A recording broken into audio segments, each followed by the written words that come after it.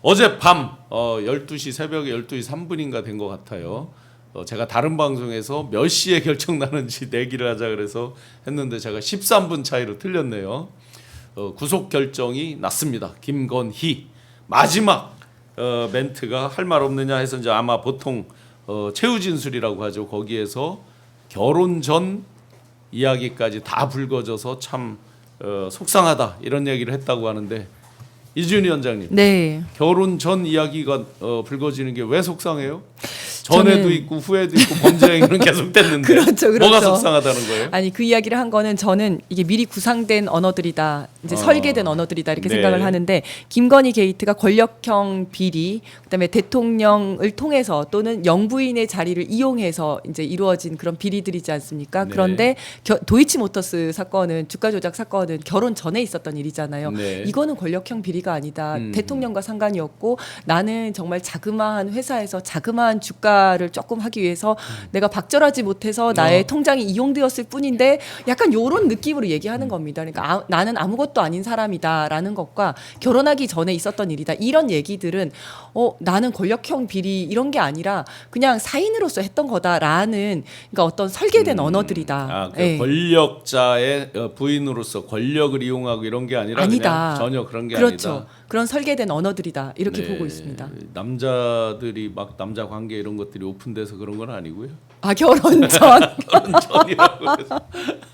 아, 그때는 불륜이 아니었다 이런 뜻인가요? 그땐 나 자유롭게 연애할 수 있는 네. 상황이었다 이런 아주 깊은. 네, 지금 이제 비가 오고 뭐 우르릉 쾅쾅 막 소리가 나는데 그런 폭우를 뚫고 달려오신 우리 최진봉 교수님 나오셨습니다. 안녕하세요. 네. 네. 김건희 어제 새벽에 오늘 새벽이죠. 오늘 새벽에 구속이 됐습니다. 네. 결정적 한방 과연 뭐라고 생각하십니까? 그 서희건설이죠. 서희 하나 둘 서희. 네, 서희. 서희건설의 그 자수서가 결정이었다고 네, 생각해요. 저는 왜냐하면 사실은 이제 그걸 특검에서는 밝히지 않고 있었잖아요. 네, 근데 이제 히든 카드. 네, 그렇죠. 근데 그걸 제시하면서 결국 결정적인 한방이 되지 않았을까.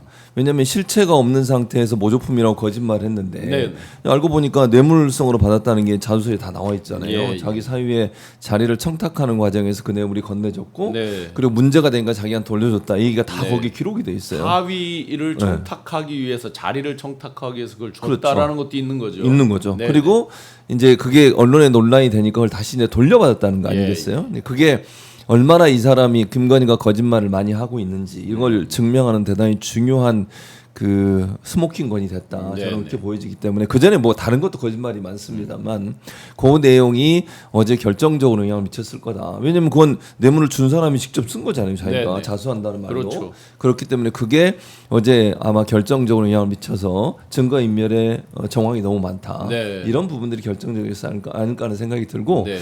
아까 이제 그 이지은 위원장하고 말씀 나누신 것 중에 결혼 전에 한 얘기 저는 그렇게 생각해요. 그게 뭐 그런 의미도 있을 수 있지만 또 한편으로는 그런 식으로 늘 넘어갔던 거예요. 검찰에서는. 검찰가 조사받을 때는 결혼 전에 한 얘기인데요. 그럼 검찰들이 예 그렇죠. 그건 뭐 결혼 전에 하니까 넘어갈게요. 네. 이렇게 습관화돼 있던 거야. 그러니까 특검은 안 통한 거예요. 지금 상황이 바뀌었는데 본인은 예전에 검찰 가서 조사받았을 때 태도 그대로 하고 있는 거예요.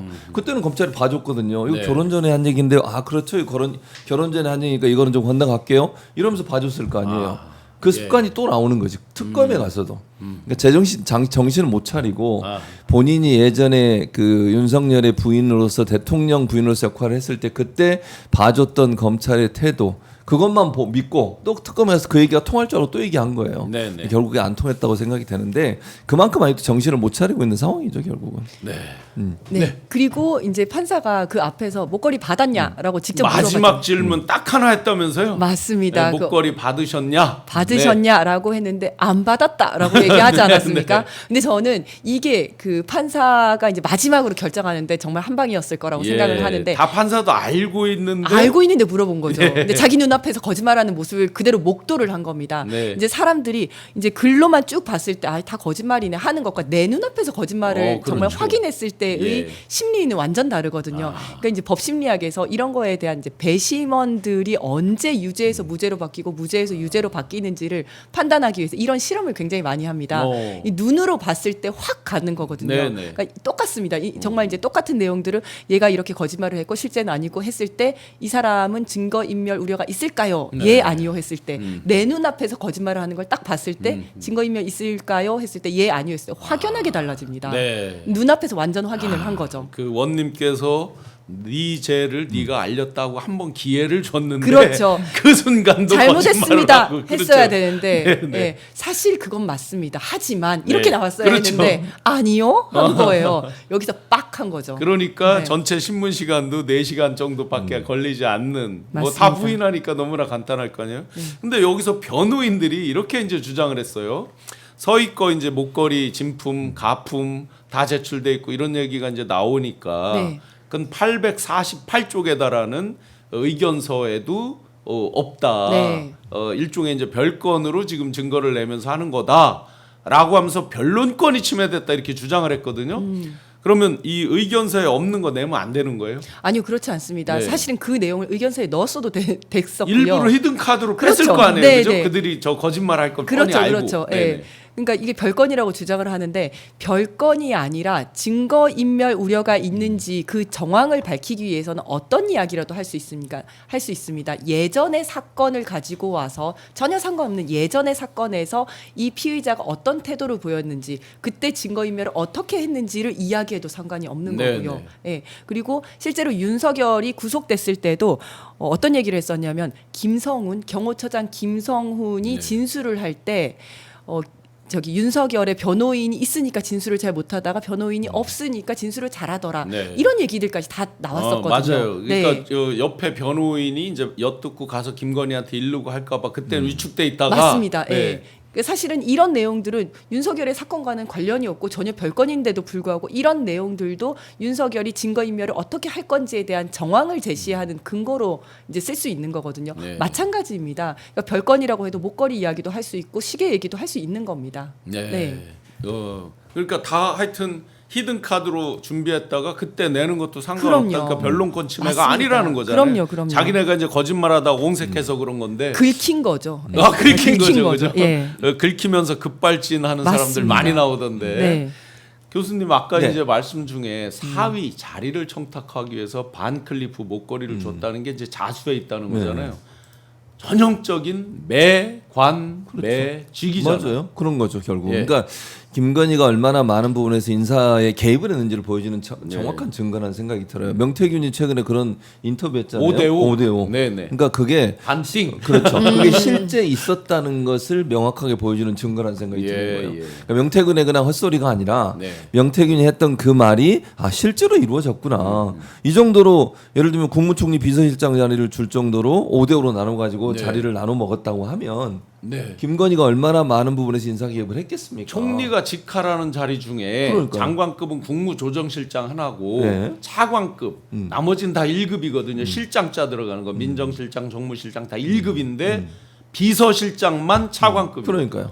그리고 실제 한덕수 전 총리가 그렇게 뭐 얘기도 했잖아요. 공개적인 자리에서 본인이 얘기했죠. 네. 자기가 요청을 했고 뭐 몇 번 그래도 되겠냐 세 번인가 물어봤는데 된다고 그러니까 자기 사무실에 이력서 한장하는데 그 사람이 바로 이 사람이다. 이런 네네. 박 검사잖아요. 네네. 박 전 검사 이 사람이 와 있었더라 이런 얘기를 한단 말이죠. 그러면 결국은 대통령실의 이런 그 여러 가지 인사 과정에서 김건희가 얼마나 많은 부분 개입했느냐 실제로 그런 얘기는 많이 떠돌았잖아요. 네. 김건희의 컨펌이 안 나가지고 자리에 못 간다 이런 얘기 네네, 들어보셨죠? 많이 들었죠. 근데 그게 말로만 떠도는 게 아니라 실제 있었다는 것을 증명하는 하나의 사례인 거예요. 이거는. 예. 그러니까 이게 하나의 드러난 사례가 이거 하나밖에 아니지만 이걸 근거로 해서 봤을 때는 그동안 김건희가 얼마나 많은 자리를 자기가 원하는 사람으로 채웠을까 하는 부분을 볼 수 있는 증거인 네. 거죠, 사실은. 그러면 서희는 그동안 다 꽁꽁 가만히 있다 보니까 여러 사람의 의심도 받고 막 이게 네. 진품이 어디가 있느냐 수도 없이 이제 많은 여러 설왕설래가 있었단 말이죠. 네. 그런데 갑자기 왜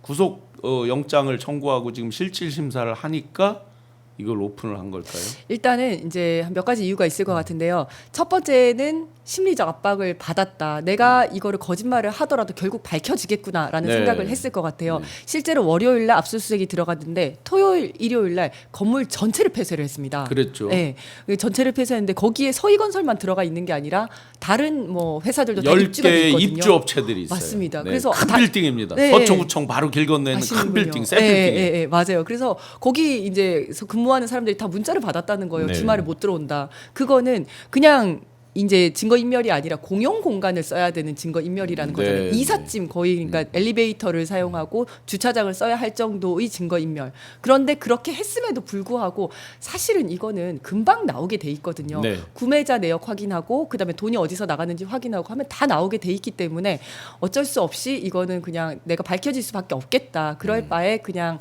자수를 하자라는 생각이 들었던 것 같고요. 두 번째는 다른 범죄들, 다른 수사가 걸려 있을 수 있습니다. 네. 예. 그래서 서희건설과 관련된 뭐 기업과 관련된 뭐 수사가 걸려 있을 수도 있고 안 그래도 8월 11일자 어제 그저께자에 보시면 서희가 지금 거래 정지돼 있을 거예요. 횡령 배임 맞습니다. 공시 13억 7,500. 네, 네. 그것도 서희건설 내부에 네. 송 땡땡 부사장 이렇게 되어 있습니다. 실제 그 사람이 횡령 배임을 했다. 왜 이제서 네. 지금 이 그렇죠. 순간에 네, 네. 그런 복잡한 사연들이 있기 때문에 아 여기서 적극적으로 협조하는 모습을 보여야 되겠구나라고 생각을 했을 수도 있어요. 그래서 보면 자수서를 제출을 했습니다. 네. 수사 도중에 밝혀진 내용이 아니라 네. 본인이 아예 협조를 하겠다. 자수를 하겠다라고 일종의 이제 해서 부른 거죠. 맞습니다. 불고 대신 나의 뭐 형량을 깎아주거나 다른 거에 대해서 조금 이제 뭐 플리 바게닝 같은 것을 시도하는 것처럼 보이는 거죠. 조금 내가 열심히 협조를 했으니 다른 부분에 있어서 조금 약하게 해달라라는 제스처를 먼저 보낸 거고요. 마지막으로는 이제 이런 모든 조언을 자식과 사위들이 다 법률가 출신이더라고요. 네, 딸 셋, 사위 셋에 사위 셋인데 검사 2명, 판사 2명입니다. 맞습니다. 네, 6명 중에. 그러니까 이 사람들이 보면 법률가들이 봤을 때는 딱 나오는 겁니다. 사이즈가 딱 나오는 겁니다. 네. 여기서 아무리 아니라고 해봤자 이건 무조건 밝혀지게 돼 있고 차라리 적극적으로 협조하는 모습을 보이는 게 낫다라고 네. 판단을 했을 것 같습니다. 처음에 왜 특검 개시할 때 시작할 때 특검 내에도 숨어든 뭐 그런 세작들이 얘기 있다 있었지. 뭐 이런 얘기가 있었는데 실제 압수수색하는데 토요일 일요일 딱 해서 문자가 이제 공개가 됐단 말이에요. 네네. 그러면 특검에서 압색하는 게 미리 정보가 샜다라고 그렇지. 우리가 추정이 되는 거잖아요. 그렇게 볼 부분이 있어요 분명히. 예. 그래서 이거는 사실은 자체적으로 조사가 필요하다고 생각해요. 네, 네. 왜냐하면 만약에 그런 정보를 흘린 사람이 있다면 이 사람 빨리 제거를 해야 되는 그러니까. 거잖아요. 거기 계속 있어서는 앞으로 더 큰 문제가 발생할 수 있는 거 아니겠어요? 네, 네. 아주 중요한 사안에 있어서 만약에 외부로 정보가 흘러가거나 아니면 내부 수사 내용이 발설이 되면 네. 수사에 엄청난 이건 피해를 줄 뿐만 아니라 특검이 밝혀내야 될 진실을 밝히는데 상당히 어려움이 있어요. 그러니까 말씀하신 것처럼 그런 부분에 대한 자체적인 조사나 검증이 반드시 필요하고 감찰이 필요하다. 네, 네. 그래서 그런 사람이 있다면 당연히 그 사람에 대해서 징계돼야 되고요. 쫓아내고 새로운 사람이 들어오게 하든지 이런 방식으로 써야지. 이런 식으로 정보나 수사 내용이 공개되거나 아니면 누설이 돼가지고 수사에 차질을 입히는 것은 국민적 배반행위예요. 네, 그건 있을 수 없는 일이에요. 그건 반드시 감찰해야 되는 사안이죠. 네. 서희가 그러면 왜 그 사위를 자리 청탁하는 거 매관매직은 뭐 이제 드러났으니까 그렇다 치는데 뉴스에 보면 이 반클리프 목걸이뿐만 아니라 다른 거 목걸이가 하나 더 있고 또 뭐 다른 게 하나 더 있어서 총 9천만 원어치 샀다고 돼 있거든요. 네. 그럼 나머지는 또 딴 사람한테 갔을까요? 아니면 역시나 그건 이제 수사를 통해서 밝혀져야 될 것 같습니다. 예. 근데 이제 처음 주니까 좋아하니까 계속 줬을 수도 있고 예, 일단은 저는 김건희 쪽으로 가지 않았을까라는 생각이 좀 들기도 저도 하거든요. 그렇게 추정을 하는데요. 정점이지 않습니까? 네. 김건희랑 직접 통화했는데 굳이 다른 사람을 통해서 갈 필요는 없었을 것 같고요. 자 그러면 서희는 왜 목걸이 이런 것들을 생각하고 주었고 그 거슬러 가면요 2021년 2022년 3월 9일에 대선했잖아요. 네. 사무실 양재동 11층 사무실을 내줬단 말이에요. 건진. 그렇죠. 네, 네. 맞습니다. 그때 건진이 11층을 통으로 다 썼다라는 이야기가 있더라고요. 네. 그래서 거기에서 뭐 이제 뭐 그러니까 불법 선거 사무실 운영을 한 거죠. 그 네, 의혹이 네. 사실이라면 불법 선거 사무실을 운영을 했고 거기를 좀 취재했던 기자에 따르니까 거기에 아주 젊은 남성들이 굉장히 많이 와 있었다. 이러고 네. 그래서 거기에 있던 사람들은 뭔가 이상하다라는 것들을 그 건물에 있었던 사람들은 좀 느꼈다라고 하더라고요. 네. 그러니까 그 부분도 당연히 이제 좀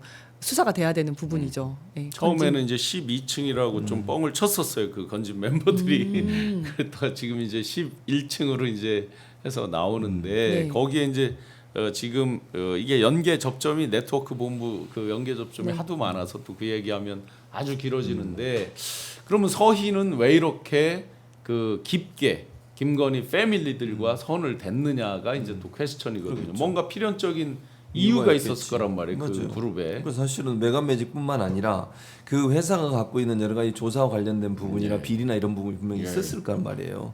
그 부분을 밝혀내야 한다고 보고 네, 네. 그 뭐야 신영환 교수가 알고 계신 건 없어요? 그 예를 들어서 제가 많이 비리 이미 얘기를 했죠. 그러니까 그런 부분들이 사실은 예, 예. 실제적으로 보면 김건희에게 접근해서 이렇게 뇌물성으로 뭘 주는 사람들은 대부분 다 조사를 받거나 수사를 받거나 그렇죠. 문제가 있거나 이런 데가 네. 많아요. 보험성 그게 아니면 안 하는 그렇죠. 거잖아 사실은. 예. 한번 저 그 네이버나 이런 데서 도급 순위 서희건설 도급 순위 이렇게 검색 한번 해줘 보시면 얼마나 빠르게 얼마나 급속하게 서희건설이 상승했는지 보통 한 5, 6년 전만 해도 23위에서 30위권이었단 말이죠. 아시다시피 건설사는 23위, 30위가 무지하게 큽니다. 다 조 단위가 넘어가는 네. 회사들인데 최근에 보니까 16위까지 스트레이트로 올라왔어요. 최근에 어디에는 13위로 분류가 돼 있기도 한데 그래서 작년 매출이 1조 4천억이 넘게 이렇게 돼 있고 건설사치고 순이익률도 상당히 높게 나와 있어요. 그럼 급성장의 배경이 뭐냐도 이제 또 봐야 되겠죠. 그렇죠. 그러니까 이제 김건희 일가를 보면 이제 뭔가 좀 다 약점이 있는 회사들이지 않습니까? 사실 김혜성 씨가 했었던 렌터카의 184억 그게 정말 자본 잠식된 상태였는데 184억을 투자했던 그 기업들도 다들 오너 리스크가 있었고 네. 다 검찰 수사에 금감원 수사에 다 이렇게 받고 있었던 그런 기업들이 아닙니까? 그러니까 그런 기업들이 보험성 아니면 대가성으로 이제 거기다 투자를 할 수밖에 없었던 네. 거죠. 저는 결국 서희건설도 비슷한 거 아닌가. 네. 목걸이도 지금 감당하기 어려운데 또 이름도 어려운 바셀린인지 바쉐린인지 바쉐린 콘스탄틴인가요? 맞나요? 이름? 아니 알아야 될 것들이 제가 잘 너무 많습니다. 몰라가지고. 저 진짜 좀 반클리프 이런 거 다 처음 들어봤어요, 진짜. 그래서 전계환 대표 스픽스의 전계환 대표는 계속 반클라프 하니까 댓글에서 반클리프라고 막 이렇게 영국식 저기도 발음인가요? 해주셨는데 네, 바쉐린, 네, 바쉐론. 바쉐론이에요. 바쉐론.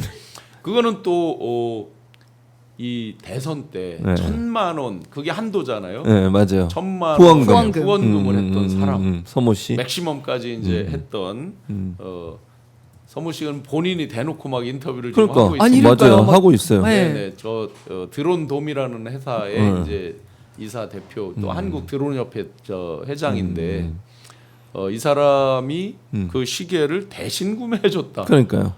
근데 더 웃기는 건 금액을 본인이 일부 내고 딴 사람이 또 일부 냈다는 거예요.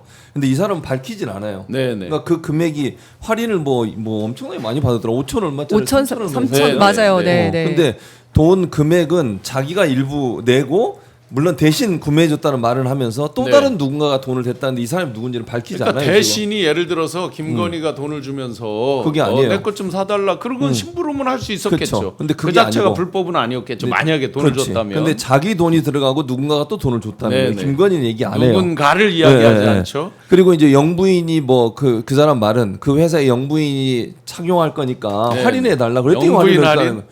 이게 말이 되는 얘기인지 잘 모르겠어요. 저는 뭐 명품을 잘 모르니까 모르겠는데 뭐 대통령 부인이 참 그걸 할인해 주는지는 잘 모르겠어요. 근데 그것도 이해가 안 되는 게 아니 이런 식으로 해서 대신 사주는 게 과연 가능할까? 뭐 만약 김건희가 살 거면 자기 돈을 주든지 아니면 지가 사면 그렇죠. 되잖아요. 바로. 네네. 근데 왜 이 사람을 끼고 사야 되냐는 거예요. 그것도 좀 이해가 안 될 뿐만 아니라 또 하나는 이 사람이 그 로봇계를 수입해서 판매하는 맞아요. 일을 했잖아요. 예. 근데 그게 경호처에서 그때 무슨 뭐 경호 선진화 어쩌고 저쩌고 하면서 로봇계를 도입하겠다 하면서 네. 용산에서 막 로봇계가 시연을 돌아다니고 했죠. 그랬어요. 예. 시연을 했어요. 그때 뭐 1,800만 원인가 얼마를 또 석 달치 한 했죠. 달에 600만 원. 그리고 이게 장기적으로는 8억인가 그런다며요. 맞습니다. 네네. 예, 8억 예산을 네, 예산을 해놨습니다. 있는데 이제 예. 물론 그때 논란이 돼가지고 이제 뭐 접었죠. 한다고 그랬지만 끝났나요? 네. 그럼 그것도 의심스럽잖아요. 이 아, 사람이 그 당연히 로봇계 의심스럽죠. 수입 업체의 대표를 맡고 있었다고 이사를 맡고 있다고 네, 하고 네. 그리고 이 사람이 그걸 또 사주고 대신 그리고 누군가 돈을 댄 사람 밝히지 않고 네. 이런 여러 정황으로 본다면 서모 씨라는 사람이 과연 그냥 했겠냐 이 일을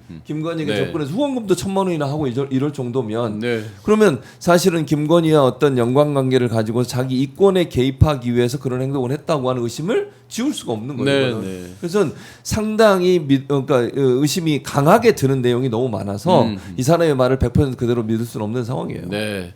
명품샵에 가서 저 이거 영부인 거 신부로 왔는데요. 영부인 할인해 주세요 이러면 깎아줘요. 그러니까요. 그것도 궁금해. 그럼 그 제가 뻥좀 가가지고 치면서 예. 좀 가서 해볼까요? 아니 그러니까 우리가 가서 하면서 제가 영부인 역할을 할 테니까 저랑 통화를 바꿔주시면 제가 전화를 할게요. 그럼 진짜 깎아주는지 그리고 실제로 깎아서 샀다는데 할인율도 뭐 5천 몇백만 원짜리를 3,500만 원 주는 거예요? 그러니까 한 30% 정도 40% 할인을 받은 것 같은데 이게 도대체 가능한지 전 이것도 너무 궁금하고 제가 그 네. 드론돔이라는 회사의 재무제표를 체크를 했어요. 2021년도 거. 왜냐면 네. 이게 저 선물하고 사고한 게 2022년 그쯤이니까 네네. 했더니 매출액이 8,400만 원 정도 되고 순손실이 단기 순손실이 5억이 좀 넘어요. 아, 네. 자본금은 18억이었는데 거의 이제 잠식 상태에 있었었고 그런 회사만 놓고 보면 회사는 자력이 별로 없는 없는, 회사예요. 뭐 네. 개인이 얼마나 부자인지는 그건 알 수가 네. 없죠. 그런 사람이 이걸 이제 대신 구매를 해줬다. 그러면 누군가 분명히 돈을 준 출처가 있다. 만약에 관봉권으로 줬다 그러면 역시나 그는 국민의 혈세를 가지고 그렇죠. 지금 이 명품을 사고 사치 생활을 한 거니까. 그래서 돈도 이렇게 나오잖아요. 새 돈이 아니라 헌돈이다. 현금 낸 것도 헌돈이다 이렇게 나오잖아요. 관봉권 이거 건진 때 이제 봤잖아요. 띄지도 네. 안 풀른 네. 그 저거 도장 찍혀 있는 그 관봉권. 그리고 그렇게 이제, 네. 그렇죠. 그리고 이런 회사가 어떻게 대통령실에 납품을 할 수 있었나 이것도 의문이잖아요. 그렇죠. 그리고 그러니까 원래 대통령실의 경호는 가장 고도의 경호, 가장 검증된 경호만이 이제 우리나라에서 가장 검증되고 가장 이제 최상위의 경호를 받도록 해야 되는 거잖아요. 네. 대통령이니까. 그런데 정말 검증도 안 되고 보통 일반 군에서 쓰거나 하더라도 5년, 10년 정도 민간에서 다 이제 검증이 되고 이런 걸 쓰는데 그 영상 보셨어요? 시연하는 거? 용산 아니요, 마당에서 못 봤어요. 예. 이게 영상에 보시면 이 경호를 하는데 일반인한테 위화감을 조성하면 안 되는 거잖아요. 네, 네. 원칙적으로 로봇이니까. 그렇죠. 그러면 네. 앉아, 일어서 이렇게 해야 되잖아요. 얘가 이제 잘 말을 안 말도 듣는 못 거예요. 알아들어. 앉아, 일어서 막 그러고 있어요. 그러면 만약에 그게 실전에 투입됐다 그러면 그러니까요. 그 주변에 대통령 주변에 있는 일반 손님들이나 네. 이런 사람들이 어떻게 되겠어요? 그러니까 그 경호계가 역할을 하려면 뭔가 탐지를 하고 위험한 사람이 있었을 때 뭐 가서 이렇게 뭔가 한다든지 아니면 네. 그거를 송출을 해가지고 사람한테 그거를 이제 뭐 CCTV나 이런 걸 통해서 연락을 한다든지 이런 것들을 다 해야 되는 거잖아요. 근데 그런 역할을 제대로 과연 할 수 있었겠는가? 그 말도 제대로 못 알아듣는 네. 게였던 거잖아요. 그러니까 이런 과정도 전부 다 전 수사 대상이 된다라고 보죠. 맞습니다. 로마 속담에 한 가지 거짓말을 덮으려면 7번 이상의 거짓말을 해야 된다라고 나와 있는데 제가 그 앞에 반 클리프 목걸이에 대한 거짓말 변화 숫자를 세 보니까 8번이더라고요. 8번을 했는데도 덮지를 못했습니다. 결국에는 다 들켰습니다. 그러니까 김건희가 하는 거의 모든 것들 삶 자체가 거짓처럼 왔다라고 해도 과언이 아닐 정도로 또 그런 비판을 실제로도 받고 있습니다.